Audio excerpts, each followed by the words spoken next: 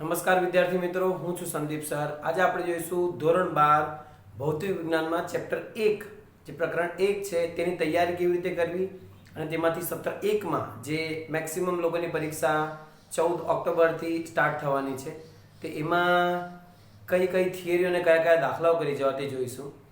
તો chapter 1 basically જોવા જાય તો 3 પાર્ટમાં ડિવાઇડેડ છે। પહેલો જે ભાગ છે તે છે વિદ્યુત ભારનો, બીજો ભાગ છે તે વિદ્યુત ક્ષેત્ર અને ડાયપોલ છે અને ત્રીજો ભાગ છે તે છે વિદ્યુત ફ્લક્સનો।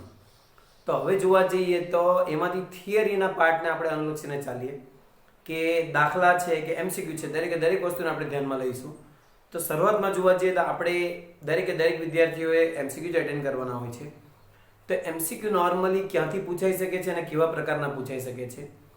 તો પહેલા ચેપ્ટરમાં જોવા જાય તો ખાસ કરીને વિદ્યુત ભારનો એકાદ એમસીક્યુ તો હોય જ છે, ખાસ કરીને કોઈ વખત નહીં પણ હોય, પરંતુ જો હોય તો એમાં તમને એ પ્રકારના એમસીક્યુ પૂછવામાં આવે છે કે વિદ્યુત ભાર આપી દીધેલો હોય કે 3 કુલમ કે 5 કુલમ, તો એમાં ઇલેક્ટ્રોનની સંખ્યા કે પ્રોટોનની સંખ્યા કે 1 કુલમમાં ઇલેક્ટ્રોન કે પ્રોટોનની સંખ્યા કેટલી, યા તો પછી પર્સન્ટેજ વાઇઝ વધઘટ કરીએ કે ભાઈ આમાંથી આટલા ઇલેક્ટ્રોન કાઢી લઈએ કે પ્રોટોન કાઢી લઈએ તો પછી શું વિદ્યુત ભાર બચે, તો એ પ્રકારના એમસીક્યુ હોઈ શકે છે। યા તો પછી કુલમના નિયમ રિલેટેડ ડાયરેક્ટ હોઈ શકે છે, બે વિદ્યુત ભાર છે, બળ પૂછેલું હોઈ શકે છે, યા તો પછી અંતર પૂછેલું હોઈ શકે છે, યા તો પછી બે ગોળાને એકબીજાના સંપર્કમાં લાવીએ, યા તો બે ગોળા રાખીને પછી બીજા બે ગોળા, યા તો એક જ ગોળો લાવીને એકબીજાના સંપર્કમાં લાવીને વિદ્યુત ભાર શું બચે છે, તો તેના આધારે જેટલા પણ એમસીક્યુ છે તેવા એમસીક્યુ પૂછી શકાય છે।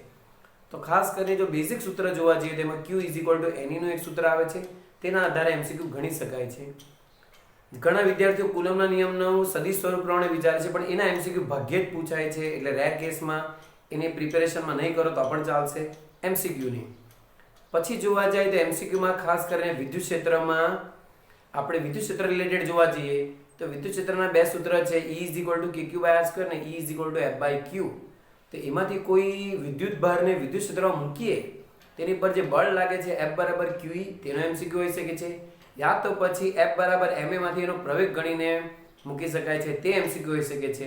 અને પછી મેં કીધું તેમ એમાં વિદ્યુત ડાયપોલનો જે બીજો ટોપિક છે વિદ્યુત ક્ષેત્રની અંદર, તો વિદ્યુત ડાયપોલમાંથી ખાસ કરીને એમસીક્યુ હોઈ શકે છે। વિદ્યુત ડાયપોલના એમસીક્યુ જો આવે તો એ વિદ્યુત ડાયપોલની અક્ષ પર વિદ્યુત ક્ષેત્ર, વિદ્યુત ડાયપોલના વિષુવરેખા પર વિદ્યુત ક્ષેત્ર અને વિદ્યુત ડાયપોલની મોમેન્ટની દિશા છે કે એનો પારિમાણિક સૂત્ર છે, એના રિલેટેડ કોઈને કોઈ એમસીક્યુ હોઈ શકે છે। ખાસ કરીને એ સૂત્ર આધારિત જ એમસીક્યુ હશે, એટલે વિદ્યુત ડાયપોલના એમસીક્યુ બહુ હાર્ડ હોઈ શકે નહીં। ને ત્યાર પછી એકદમ સરળ પાર્ટ જે બાકી રહે છે વિદ્યુત ફ્લક્સનો, તો વિદ્યુત ફ્લક્સના ખાસ કરીને એમસીક્યુ જે પૂછાય છે એ ગૌસના નિયમના આધારિત પૂછાય છે, તો એ એમસીક્યુ એકદમ સરળ હોઈ શકે છે। તો આ થઈ એમસીક્યુની વાત। હવે જોવા જઈએ તો થિયરી, તો થિયરીમાં જો આપણે 2 માર્કની થિયરી જોઈએ તો 2 માર્કની થિયરીમાં હું ઓછી થિયરી સજેસ્ટ કરું છું નોર્મલી। તો 2 માર્ક, 3 માર્ક, 4 માર્ક એવું તમે, હું મારી રીતે કહીશ, તમારે એ 3 માર્કમાં પણ પૂછાઈ શકે છે, 4 માર્કમાં પણ આવી શકે છે, જે રીતે પૂછાય તે રીતે તમારે લખવાની રહેશે। તો થિયરીમાં જોવા જાય તો કુલમના નિયમનું સદિશ સ્વરૂપ આવી શકે છે, ત્યાર પછી જોવા જાય તો એમાં વિદ્યુત ક્ષેત્ર રેખાઓની લાક્ષણિકતાઓ આવી શકે છે, પછી જોવા જાય તો વિદ્યુત ડાયપોલને આપણે નિયમિત વિદ્યુત ક્ષેત્રમાં મૂકીએ તો ટોર્કનું સૂત્ર જે છે ટોર્ક = P sin θ, એ થિયરી આવી શકે છે। ને ગૌસનો નિયમ, આ નાની થિયરીઓ છે, 2-3 માર્કમાં કોઈ પણ જગ્યાએ ફિટ થઈ શકે છે, તે પ્રકારની થિયરી છે। તો આમાંથી તૈયારી કરવા જઈએ તો વિદ્યુત ક્ષેત્ર રેખાઓની લાક્ષણિકતાઓ છે એ માત્ર તમે વાંચીને તૈયાર કરી શકો છો, કુલમના નિયમનું સદિશ સ્વરૂપ પણ તમે વાંચીને તૈયાર કરી શકો છો, ગૌસનો નિયમ અને ટોર્કનું જે સૂત્ર છે એને કોઈક વિદ્યાર્થીએ લખીને તૈયાર કરવી પડે। જે વિદ્યાર્થીઓએ ઘણી વખત વાંચેલી છે તેવા વિદ્યાર્થીઓ ડાયરેક્ટ રેફર પણ કરી શકે છે। ત્યાર પછી મોટી થિયરી જોવા જઈએ તો જે ગૌસના નિયમના ઉપયોગો છે એમાં અનંત લંબાઈના વિદ્યુત ભારિત તારથી અનંત લંબાઈના વિદ્યુત ભારિત તારથી r અંતરે વિદ્યુત ક્ષેત્રનું સૂત્ર કે જે E = λ/2πε0r છે, તો એ સૂત્ર કદાચ 3 માર્કમાં ઘણી બધી વખત પૂછાઈ ચૂકેલો છે બોર્ડ તરફથી, તો એ થિયરી મોસ્ટ આઈએમપી છે। ત્યાર પછી એના પછીની તરત એપ્લિકેશન છે કે કોઈ વિદ્યુત ભારિત સમતલ માટે, અનંત વિદ્યુત ભારિત સમતલ માટે વિદ્યુત ક્ષેત્રનું સૂત્ર કે જે E = σ/2ε0 છે, એ પણ આઈએમપી છે। ને ત્યાર પછીનો ત્રીજો ઉપયોગ છે એ ખાસ આઈએમપી નથી, કોઈ વિદ્યાર્થી સ્કીપ કરવા માંગે તો સ્કીપ કરી પણ શકે છે, કે જે લોકો રિસ્ક લઈને કામ કરે છે કે 50-55 માર્ક આવી જાય તો ઘણું થઈ ગયું એવું કરીને વિચારે છે એ લોકો માટે સ્કીપ કરી શકો છો. ત્રીજો ઉપયોગ વિદ્યુત ભારિત ગોળીય કવચ માટેનો છે.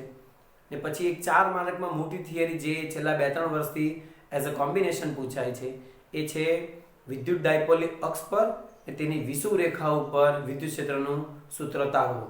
તો યા તો આ છૂટું પણ પૂછી શકે છે યા તો ખાસ કરીને ઘણા વખતથી કોમ્બિનેશનમાં જ આવે છે. તો એક થિયરી 4 માર્કમાં તમે પ્રિપેર કરી શકો છો. ત્યાર પછી જો આપણે દાખલા તરફ નજર દોડાવીએ તો આ ચેપ્ટરમાંથી દાખલા જોવા જાય તો દાખલા ઓછા છે. તો હું અહીંથી તમને અમુક દાખલા સજેસ્ટ કરીશ, એટલા દાખલા પણ તમે જોઈ જશો તો કદાચ તમારું કામ થઈ શકે છે. હું ખાસ કરીને મોટા દાખલા સજેસ્ટ કરીશ કે જે 3-4 માર્કમાં પૂછાઈ શકે છે. 1 માર્કમાં 2 માર્કમાં તો કોઈ પણ દાખલો પૂછાઈ શકે છે, પરંતુ જે મોટા દાખલાઓ છે તેમાંથી આવી શકે તેવું હોય તો ઉદાહરણ 1.5 છે, 1.7, ઉદાહરણ 1.8, 1.10 અને 1.11 આટલા દાખલાઓ તમે ઉદાહરણમાંથી કરી શકો છો. સ્વાધ્યાયમાં આ ચેપ્ટરમાં જોવા જાય તો ખાસ કરીને જે દાખલાઓ છે તે ખૂબ નાના છે, પરંતુ સ્વાધ્યાયમાંથી પણ પૂછાઈ શકે તેવા દાખલા હોય તો સ્વાધ્યાયનો 1.8, 1.19, 1.21 અને 1.23 તો આટલા દાખલાઓ તમે 3 અને 4 માર્કમાં પ્રિપેરેશનમાં કરી શકો છો.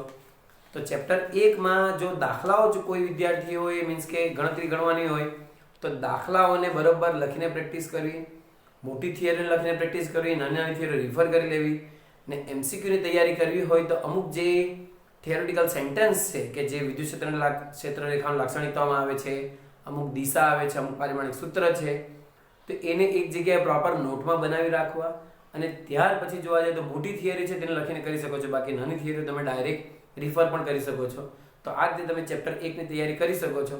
ચેપ્ટર 1 આ રીતે તૈયાર કરશો તો મેક્સિમમ માર્ક તમે લાવી જ શકો છો.